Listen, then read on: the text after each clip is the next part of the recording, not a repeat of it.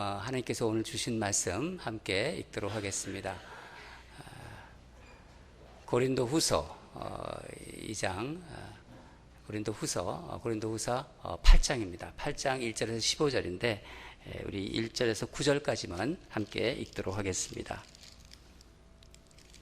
제가 가진 성경책은 292페이지에 있습니다. 다 찾으신 줄 알고 읽도록 하겠습니다. 한 절씩 교독하고 마지막 절은 함께 읽도록 하겠습니다. 형제들아, 하나님께서 마게도냐 교회들에게 주신 은혜를 우리가 너희에게 알리노니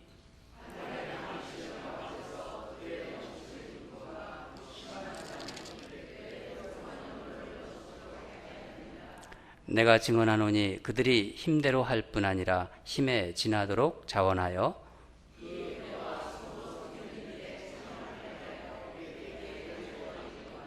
우리가 바라던 것뿐 아니라 그들이 먼저 자신을 주께 드리고 또 하나님의 뜻을 따라 우리에게 주었도다.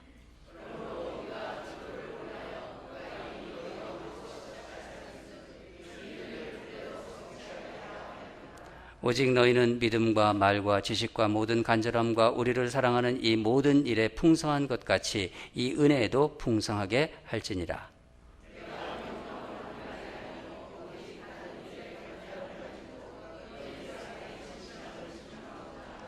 함께 읽겠습니다. 우리 주 예수 그리스도의 은혜를 너희가 알거니와 부요하신 이로써 너희를 위하여 가난하게 되심은 그의 가난함으로 말미암아 너희를 부요하게 하려 함심이라. 아멘. 여러분, 우리가 신앙생활하는 가운데 누구나 직면하는 것들 가운데 하나가 헌금에 대한 문제입니다.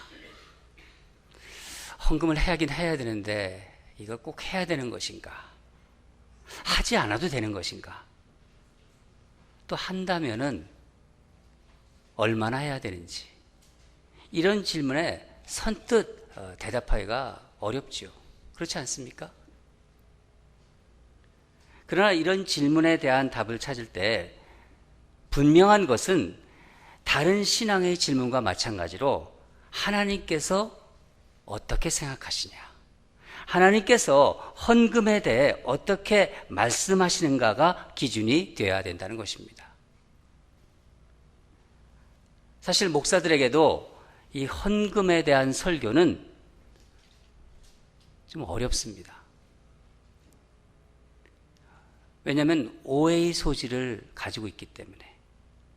이 오해의 어떤 소지도 많고 또 설교를 듣는 교인들에게도 부담을 줄 수밖에 없는 거 아닙니까? 그러면은 뭐 하지 않으면 되지요, 이렇게 생각하는 그런 성도들도 있을 수 있겠죠. 하지만 여러분, 어렵다고, 무겁다고 그런 것을 피해가면은 그 교회는 바른 방향으로 가고 있는 교회라고는 볼 수 없습니다. 우리 삶에서 돈이 중요한 만큼 신앙인에게 헌금 생활은 중요하기 때문입니다. 작년에 과부의 두 랩돈이라는 제목으로 헌금에 관한 설교를 하였습니다. 예배 후에 집사님 한 분이 그리고 또 장로님 한 분께서 헌금에 대한 하나님의 뜻을 알게 되어서 참 감사하다고 이렇게 말씀해 주셨어요. 그러면서 한 가지 부탁을 했는데 매년 헌금 설교를 꼭 해주시기 바랍니다 그랬어요. 근데 이번 주일 설교를 좀 생각하면서 하나님께 기도하는데 그 두 분이 얼굴이 떠올랐어요. 하나님이 우리 교인들을 생각하면서 지금이 헌금에 대한 설교를 또 하라는 거구나 하는, 저는 그런 뜻으로 받아들였습니다. 오늘이 바로 그날입니다. 어느 침례교회에서 있었던 일입니다. 침례교회에서는 세례를 이제 하는데 물에 들어가지 않습니까? 그래서 침례라고 하죠. 세례를 받으면서 침례하는 물 속에 이제 들어가야 되는데 들어오지 않고, 침례를 받겠다고 하면서 들어오지 않고 주저하는 한 성도가 있었어요. 왜 물에 들어가지 않느냐고 물어봤더니, 그 이유를 물어봤더니 이 지갑을 꺼내서 마땅히 어디에 놓을 데가 없다, 이렇게 얘기를 했더래요. 그래서 목사님이 뭐라고 하셨을까요? 성도님, 지갑까지 세례를 받아야 진짜 세례를 받는 것입니다, 그랬대요. 이 마틴 루터, 여러분이 잘 아는 마틴 루터는 이런 말을 하였습니다. 진정한 회심이란 머리의 회심, 가슴의 회심, 그리고 지갑의 회심이다, 그런 말을 하였습니다. 그렇습니다. 신앙생활에는 물질에 대해 어떻게 반응하느냐, 어떻게 사용하느냐 하는 실제적인 문제가 반드시 뒤따르기 마련입니다. 그래서 헌금의 의미를 바르게 알고 헌금 생활하는 것은 신앙인에게 참으로 중요합니다. 오늘 본문에서 사도 바울은 이 헌금을 연보라는 표현을 쓰고 있습니다. 여러분, 연보와 헌금이 같은 건가요?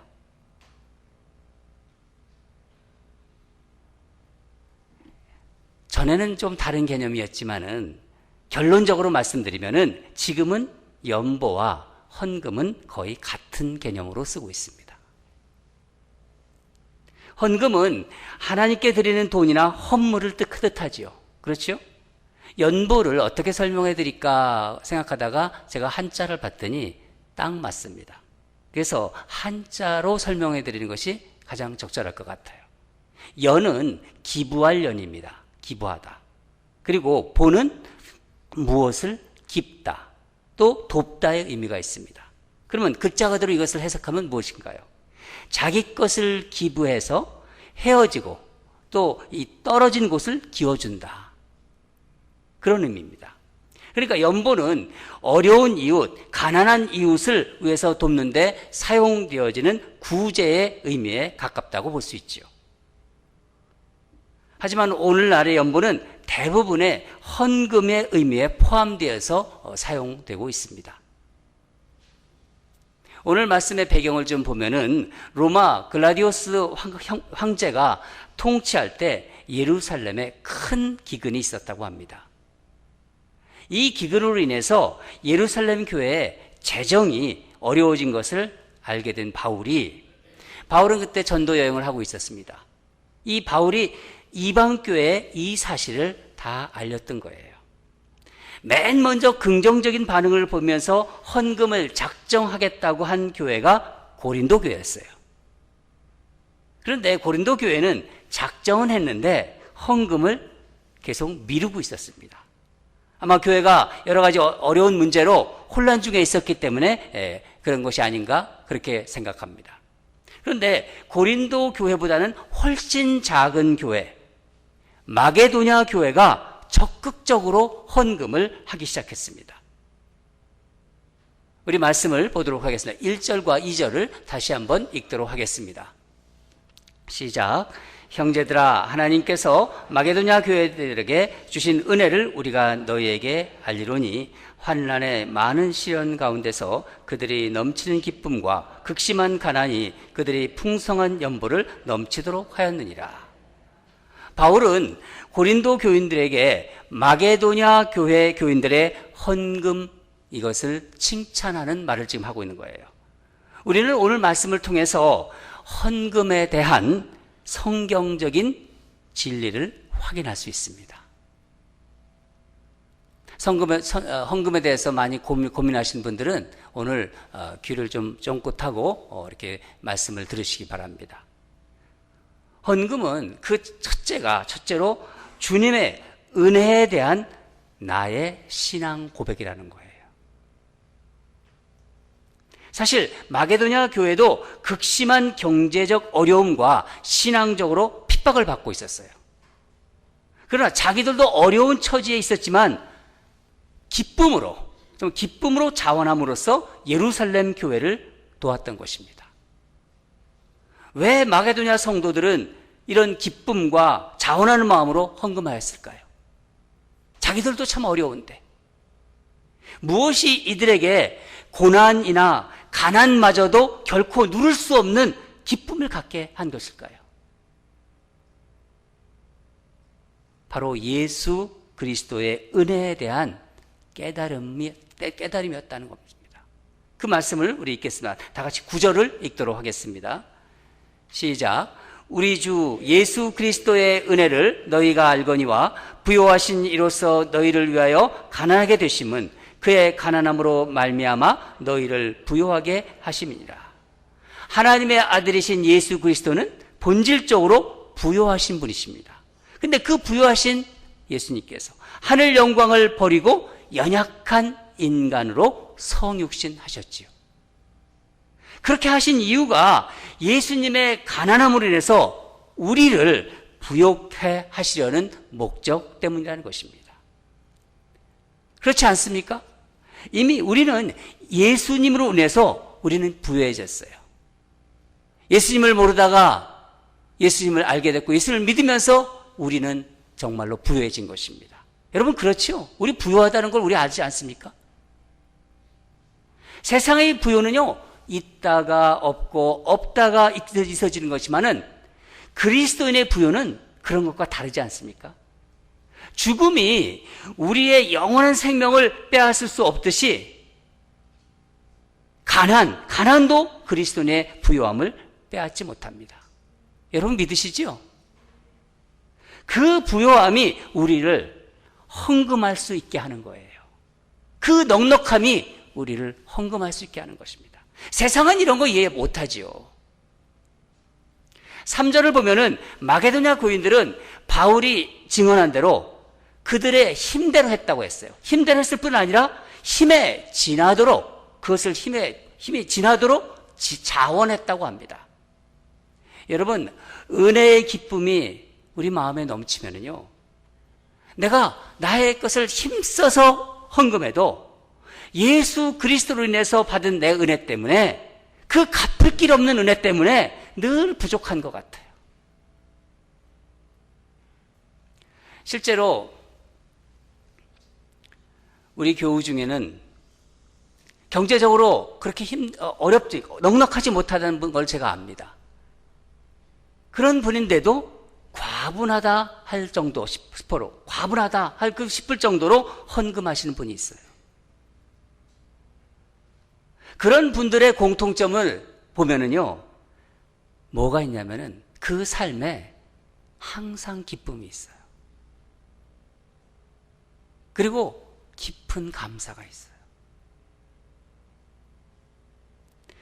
여러분 행여나 하는 제가 노파심으로 말씀드리는데, 여러분 헌금은 내가 받은 은혜에 대한 감사로 드리는 것이지 이거는 의무사항이다. 헌금을 하지 않으면 혹시 벌을 받을까 봐 두려워서 드리는 게 아니란 것입니다. 또 무언가 내가 이만큼 드리면 보상을 기대하면서 그렇게 드리는 게 아니에요. 요즘 뇌물이 하도 이 어떤 그 위세를 떨치는 세상이기 때문에 혹시 여러분 그런 것에 영향을 받아서 하나님께 헌금을 드리는 것을 마치 하나님께 뇌물을 드린다 그렇게 생각하시는 분은 없겠죠? 내가 이만큼 했으니까 하나님께서 이만큼 해주실 거야. 혹은 이 일을 지금 하나님께서 이루어 주실 거야. 여러분 헌금은 나의 신앙 고백입니다. 그걸 잊지 마세요. 받은 은혜 때문에 하는 것이지 은혜를 더 달라고 그 헌금을 드리는 게 아니에요. 사랑해서, 주님을 사랑해서 드리는 거예요. 사랑해서 드리는 것이지 더 사랑해달라고 드리는 것이 아니라는 것입니다. 여러분이 받은 은혜에 감사하는 마음, 그 마음을 담아서 헌금하시기 바랍니다. 많고 적음의 문제가 아닙니다. 드리는 헌금에 하나님의 은혜에 대한 감사와 나의 신앙에 대한 그 고백이 담겨 있다면은 하나님은 기뻐 받으십니다. 여러분 믿으십니까? 그런 마음으로 헌금하세요. 두 번째는 헌금은 하나님의 사랑을 나누는 신앙 고백이라는 거예요. 마게도냐 성도들은 자기들도 쓸 것이 부족했지 정도로 가난했어요. 힘들었어요. 그렇지만 그들에게 믿음의 지체들이, 다른 믿음의 지체들을 향한 그 남다른 사랑이 있었다는 것입니다. 7절, 8절을 보면 바울은 고린도 교인들이 이 사랑의 마음으로 예루살렘 성도들을 섬기는 연보에 함께 해줄 것을 지금 권유하고 있습니다. 7절을 함께 읽도록 하겠습니다. 시작. 오직 너희는 믿음과 말과 지식과 모든 간절함과 우리를 사랑하는 이 모든 일에 풍성한 것 같이 이 은혜에도 풍성하게 할지니. 그때까지 고린도 교인들은 연보를 할 것은 작정을 해놓았지만 아직 헌금을 하지 않고 있었어요. 그래서 바울은 이 말씀을 지금 권면하고 있는 거예요. 여러분 안에 있는 사랑, 예수를 믿으면서 하나님이 주신 여러분의 그 사랑이 있어요. 여러분의 마음속에는 주님이 우리를 사랑하셨기 때문에 그 사랑이 우리에게 들어있습니다. 여러분 안에 있는 사랑이 하나님께서 인정을 받을 수 있는, 하나님께서 인정하는 사랑인지 아닌지를 어떻게 알 수 있을까요? 내게 사랑이 있는데 이 사랑을 하나님이 인정하는 사랑이구나. 그걸 어떻게 알 수 있을까요? 내가 받은 주님의 사랑 때문에 나의 소중하고 귀한 것을 누구와 나눌 수 있는가 없는가에 달려있는 거예요. 이 시간 한번 제가 질문합니다. 여러분이 받은 하나님의 그 주님의 사랑 때문에 나의 가장 소중한 것, 나의 귀한 것을 누구와 나눌 수 나는 있는가 없는가 스스로 질문해 보시기 바랍니다. 바울은 어떻게 말하는지 8절을 다 같이 읽겠습니다. 8절을 읽겠습니다. 시작. 내가 명령으로 하는 말이 아니요 오직 다른 아이들이 간절함을 가지고 너희의 사랑의 진실함을 증명하고자 함이로다. 여러분, 진실한 사랑은 말과 혀끝에 있지 않습니다. 그것은 반드시 행함과 진실함으로 나타난다는 거예요. 그렇지 않습니까? 우리가 살아보면 알잖아요. 사도 요한은 요한일서 3장 18절에 자녀들아 말과 혀로만 사랑하지 말고 행함과 진실함으로 하자. 여러분, 내가 하나님의 사랑을 받은 사람이라면요 기꺼이 나의 소중한 것을 지체들과 나눌 수 있는 것입니다. 여러분 안에 또 여러분이 드리는 헌금, 이 헌금에 이런 사랑이 흐르고 있는지를 생각해 보세요. 살펴보세요. 나의 헌금으로 운영되는 교회의 예배, 사역 이런 것을 통해서 우리 교우들이 영적으로 회복되고 자라나는 그런 마음으로, 그것을 기대하는 마음으로, 그것을 기뻐하는 마음으로 내가 헌금을 드리고 있는지, 우리 자라나는 세대, 다음 세대에 대한 소망과 사랑이 담겨 있는지 여러분 스스로를 한번 살펴보세요. 헌금을 드리면서 그런 마음을 내가 담았는지. 예수 그리스도의 몸은 그런 여러분의 사랑의 헌신으로 세워져 가는 것입니다. 마지막으로 헌금은 우리를 부욕해 하시는 하나님의 지혜라는 거예요. 우리를 부욕해 하시려는, 다른 사람이 아니라. 바울은 고린도 교인들에게 자기들이 어떤 소득 정도에 비례해서 연보할 것을 권유하고 있습니다. 12절을 다 같이 읽도록 하겠습니다. 12절입니다. 시작. 할 마음만 있으면 있는 대로 받으실 터요 없는 것은 받지 아니하시리라. 이 말씀은 많이 가진 자는 많이 구제해야 하고 적게 가진 자는 적게 가진 것에 따라 구제하라는 그런 말씀입니다.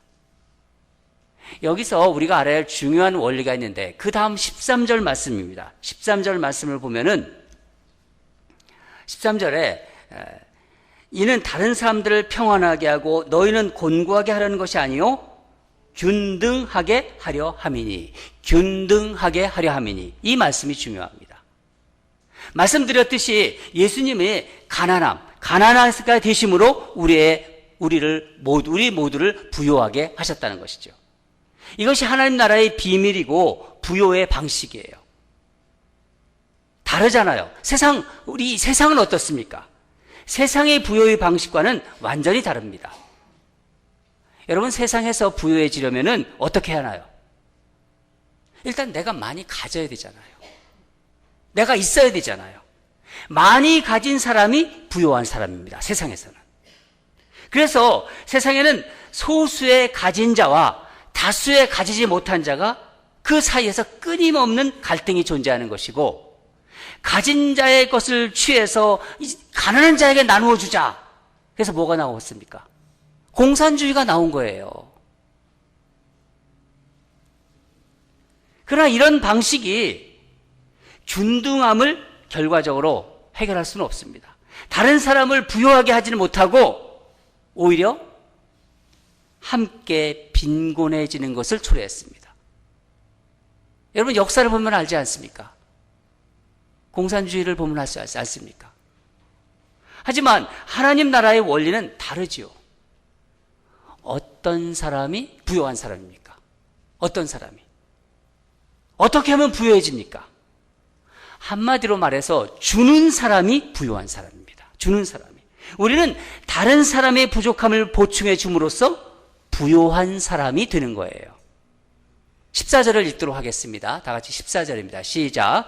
이제 너희의 넉넉한 것으로 그들의 부족한 것을 보충함은 후에 그들의 넉넉한 것으로 너희의 부족한 것을 보충하여 균등하게 하려 함이라. 여러분, 하나님은 예루살렘 교회의 어려운 상황을 하나님께서 직접 해결해 주실 수도 있었어요. 그러나 하나님은 우리가 상식적으로 생각할 수 하기로는 이해할 수 없는 방법으로, 이해가 안 되는 그런 잘 안 되는 방식으로 어떻게 해결하셨나요? 오히려 더 가난한 교회인 마게도냐 교회 성도들의 정성 어린 헌금을 사용하십니다. 여러분, 큰 대형 교회가, 큰 교회가 작은 교회를 돕는 게 일반적이지 않나요? 그렇죠? 쉽게 말하면 썬랜드, 우리 패밀리인 이 썬랜드 온누리 교회가 인랜드 온누리 교회를 돕는 게 상식적이지 않나요? 일반적이지 않나요? 그렇게 생각하시죠? 예. 그런데 인랜드 온누리 교회가 썬랜드 온누리 교회를 도왔다는 거예요. 걱정하지 마세요. 앞으로 도울 거예요. 이것이 하나님께서 우리를 함께 부요하게 하는 지혜라는 것입니다. 어떻게 하셨나요, 하나님께서?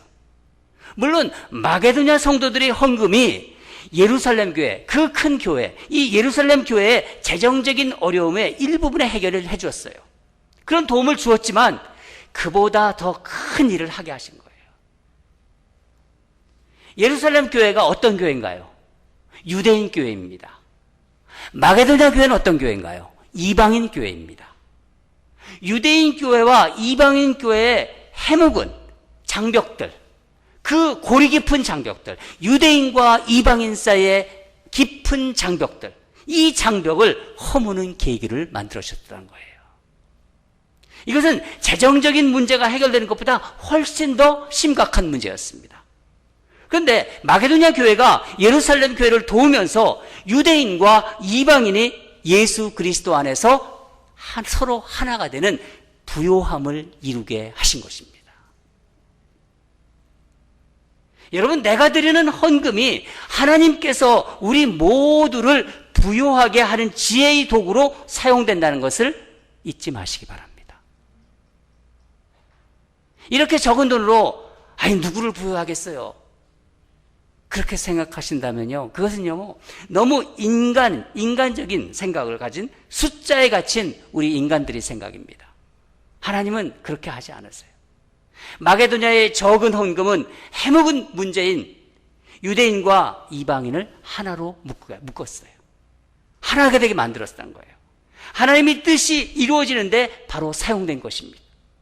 다시 말해서 마게도냐 성도들은 그들의 연보를 함으로써 하나님의 일을 함께 한 것이고 하나님의 동역자가 된 것입니다. 여러분, 하나님께서는 우리가 드린 헌금으로 우리가 생각할 수 없는 그런 차원의 부요함을 이루어 가신다는 것을 기억하시기 바랍니다. 헌금은 하나님 나라의 백성을 부요하게 하는 하나님의 지혜다. 그렇게 여러분의 마음속에 새기시기 바랍니다. 사랑하는 여러분, 주님께 받은 은혜에 대한 감사의 고백으로 얼마나 나를 살려주셨잖아요. 나를 본어게 냈고 내가 영원히 산다는 것을 믿게 만드시고 주님께 받은 그 은혜에 대한 감사의 고백으로 그 고백을 담아서 헌금을 드리세요. 인색함이나 억지로 하지 마세요. 그리고 내가 받은 사랑을, 다른 지체를 사랑하는 고백을, 그 고백을 담아 헌금을 드리세요. 여러분이 드리는 헌금이 결국 우리 모두를 부요하게 하는 하나님의 도구로 사용된다는 것입니다. 드린 자는 드림으로 부요해지고 받은 자는 받음으로 부요해지고 모두가 균등하게 하나님 나라의 부요함을 누리기를 주님의 이름으로 축원합니다. 기도하겠습니다.